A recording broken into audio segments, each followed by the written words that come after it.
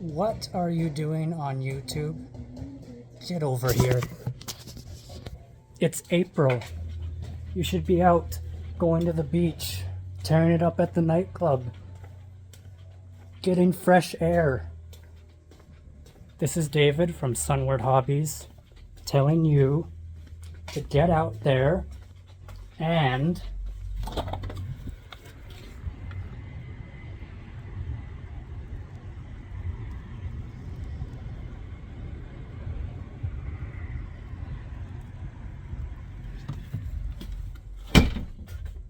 screw it, let's just unbox a new kit.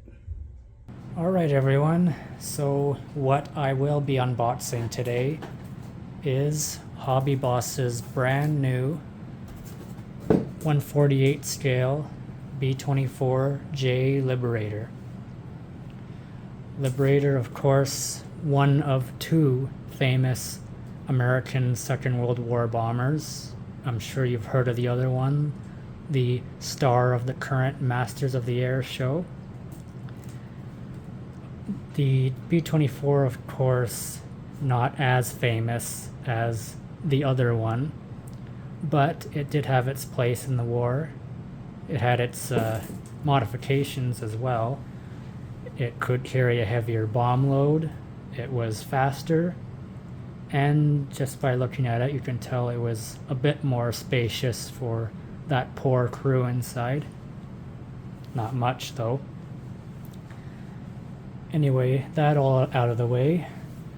The very first challenge you'll probably encounter with this kit is just getting the box open, as Hobby Boss, Trumpeter, companies like that tend to pack their boxes very, very tightly.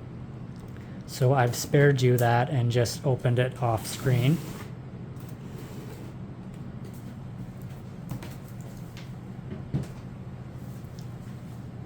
So first thing you see is this little pamphlet.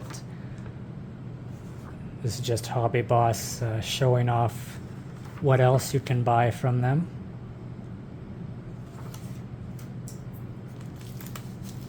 There's your instruction booklet, which we'll get to later, which also includes a full color map of the 3 marking options that you'll get in this kit.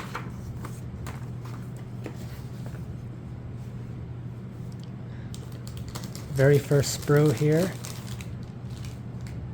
the massive fuselage with some very nice panel line detail and rivets.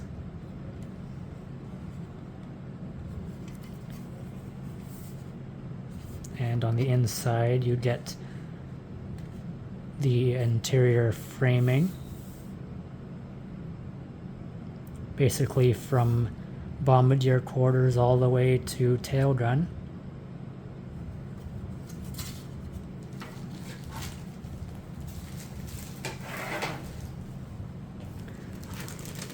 Next we have the top halves of the wings. One of the B-24's most distinguishable features is its very long, very thin wing.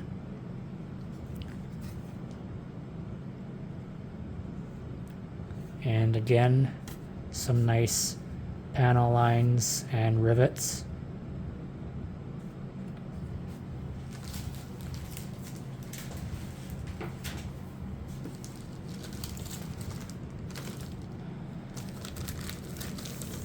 Here we've got the engine nacelles, complete with the turbochargers, well, the housings at least for them, as well as I believe these are the bomb bay doors.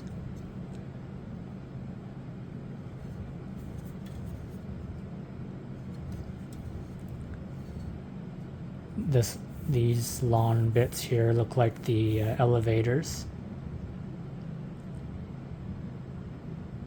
Or, wait, no. I think the elevators would have been 2 smaller pieces. Never mind.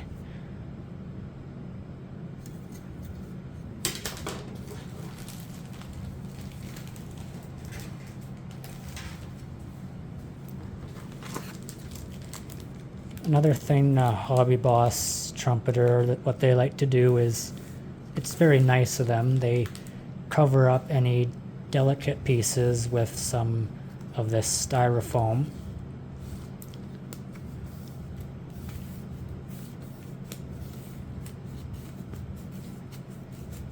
Usually this is for parts that are very thin and can easily break,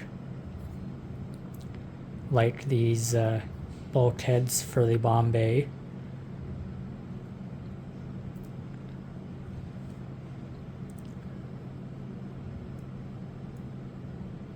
Yeah, a lot of these parts look like interior framework and bulkheads.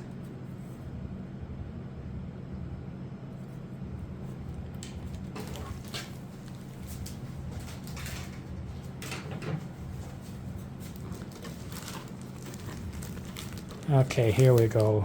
This is the elevators.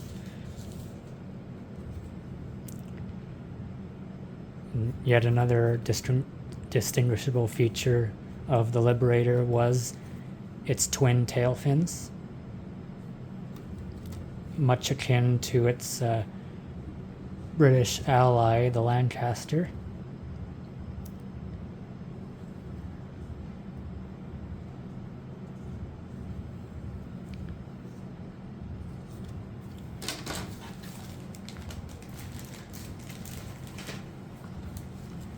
Here we have the bottom halves of the wings. This is where the landing gear would be stowed away in flight.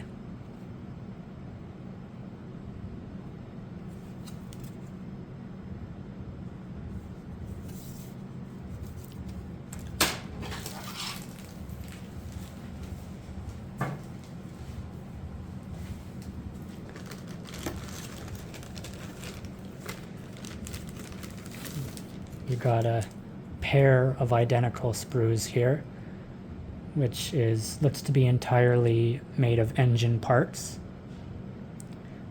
4 engines, 4 propellers, 4 turbochargers, and normally with highly detailed kits, the radial engine would be in 2 separate cylinder sections. But I guess since you're building 4 engines, they figured not everyone would have the patience to put together 8 sets of radial engines. So they just put them into one. Not that big of a deal though.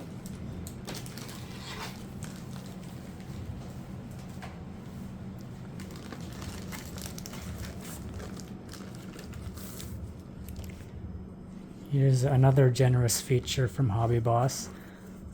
A nice, thick, tough wing spar. And plane like this with a 110-foot wingspan definitely needs it. And this would look to be the floor of the flight deck, as well as some bulkheads.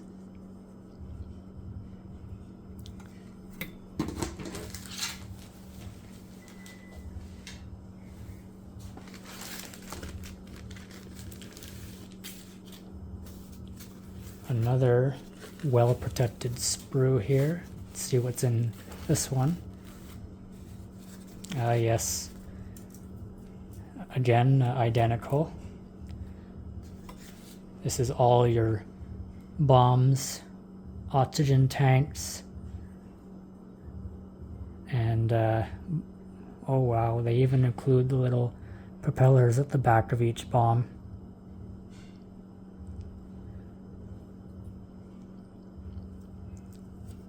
That is quite nice.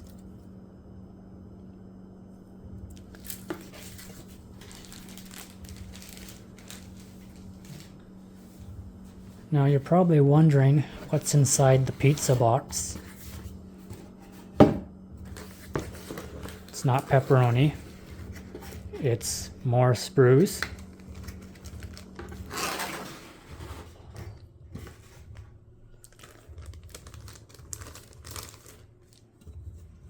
This looks to be more parts for the cockpit. This I know is the interior housing for the ball turret.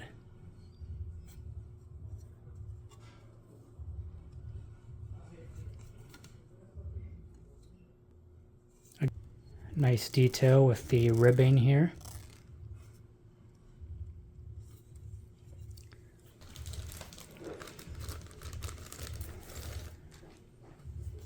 I think we're starting to get into the very fragile parts here.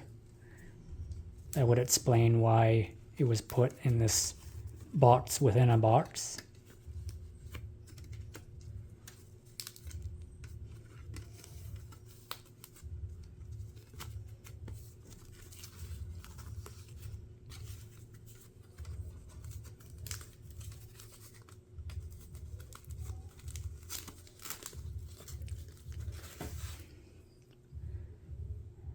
This looks to be lots of parts for the turrets.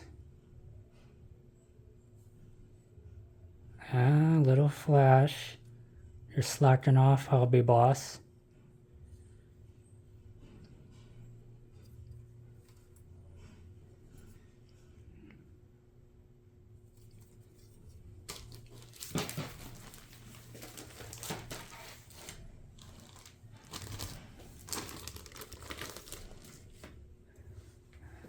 So here's the landing gear legs.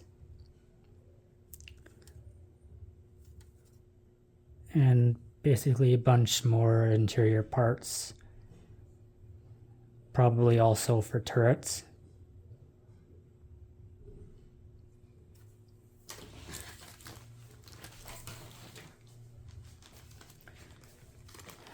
And here's the part that I'm mixed about.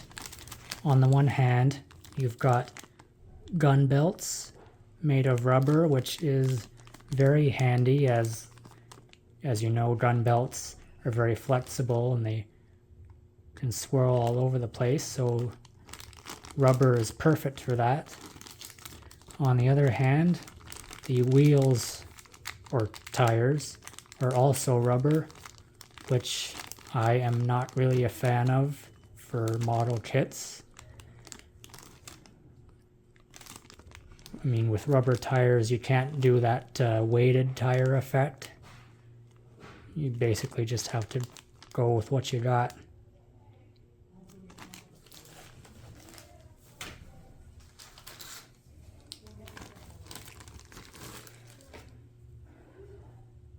This sprue here, lots of 50 caliber machine guns. I believe this is part of the ball turret as well. The nose gear leg. And again, more parts for the turrets.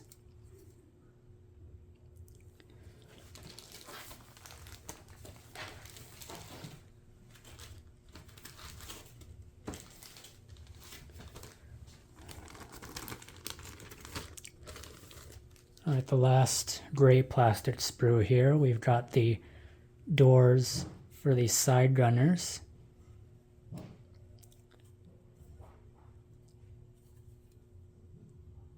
Also the bomb racks. A radar antenna here. Some ammunition boxes. And again, looks quite good.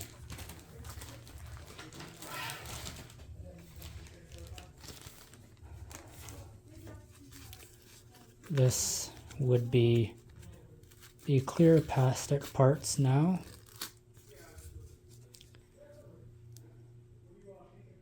Clear nose for the bombardier and a few windows.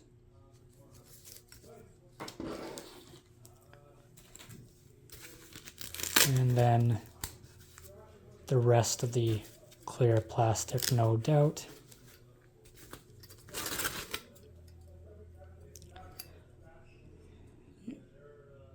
Glass for all the turrets and the canopy for the pilots.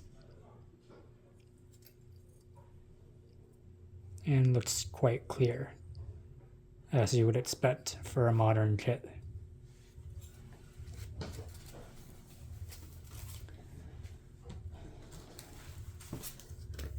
Alright, we're almost through here. Lastly, we've got a mask sheet for all those windows. Sadly, it is not die cut, but with a steady hand and a good blade, you should be able to cut these out to proper shape, and this will really help you painting the aircraft.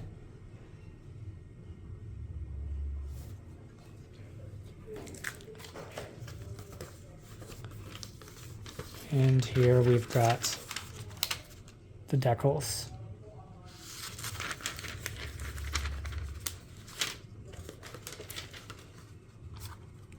I would love to show her, but this is YouTube. Like I said, there's 3 marking options here.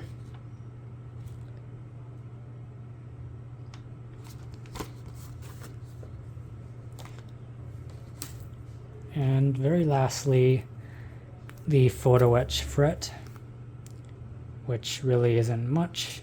It's basically just ignition wires for the 4 engines and maybe just a few panels on the interior. Sadly, no seat belts though.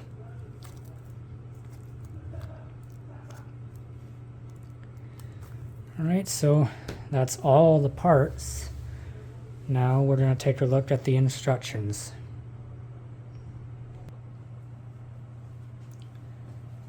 So here we go. Small booklet in the traditional Hobby Boss horizontal landscape format of pages. So basically all your useless information for us experts. We know the drill already. Here is your parts map of everything I just covered. They do mention that there's some parts not to be used. That perhaps might mean that they're going to make another variant of this Liberator in this scale.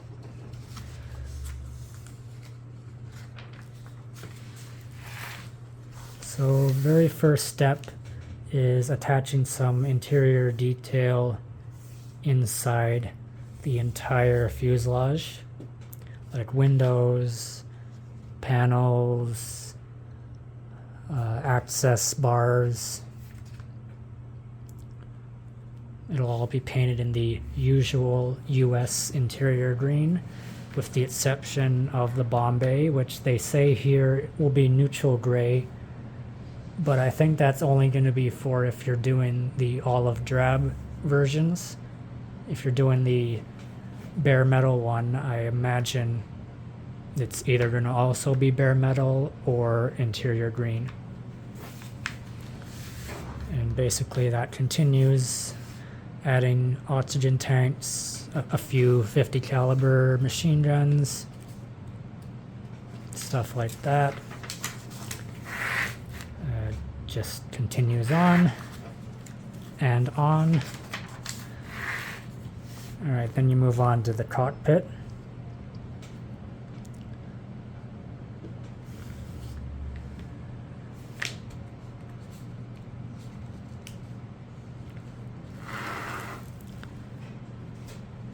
Then you're next on to the bomb bay, where you start attaching bulkheads, bomb racks. Then it's on to the nose gear for landing. And I don't think they mention it here, but since this is a tricycle landing gear aircraft, you are very likely going to need a little weight in the nose somewhere. That is the trouble with highly detailed kits like these, trying to figure out where you can hide the nose weight. Anyway, then you move on to the cockpit with the instrument panel, the steering wheels, bulkheads. Then you basically start putting the entire inner framework together, and including the bombs, which I forgot to mention, you get 12 in this kit, and I believe they're all 1,000-pound bombs.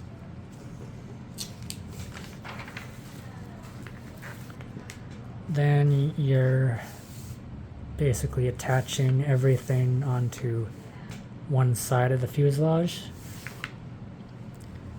Then this would be the nose turret that you begin working on.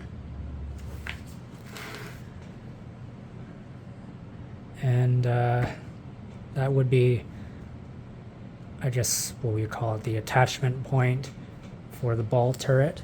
That goes in next. Then you're moving on to another turret.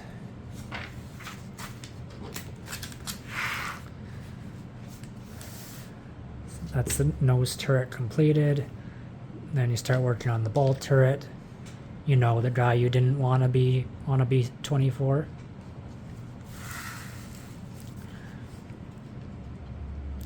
This would most likely be the tail turret. And then after that, fuselage comes together. Just remember to put in the turrets first and that important wing spar.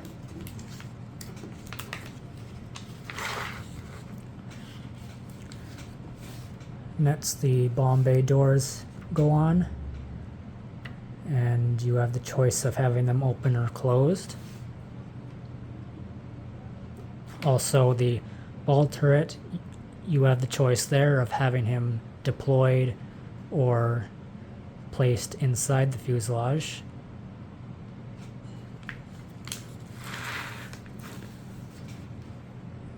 Then you got one more turret, the dorsal.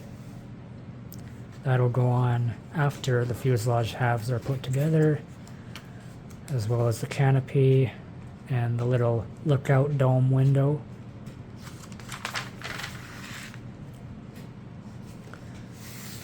Next, it's on to the wheel wells for the wings. Not too complex, but still well detailed.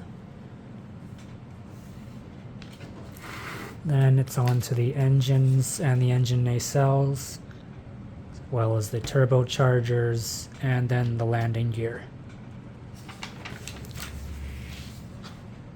And basically same thing on the opposite side. Again, same thing. Then lastly, you're assembling the tail section, rudders, elevators, and then putting the wings together. And lastly, attaching the tail surface and the 4 propellers. And one last thing, the aforementioned paint markings map. So you've got 2 options for an olive drab neutral gray B-24. This one, Witchcraft, and on the other side, Overexposed.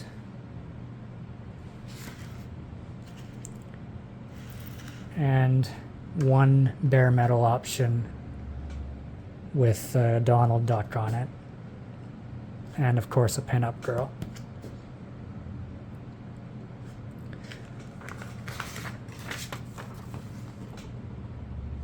And yeah, there's Hobby Boss's B-24.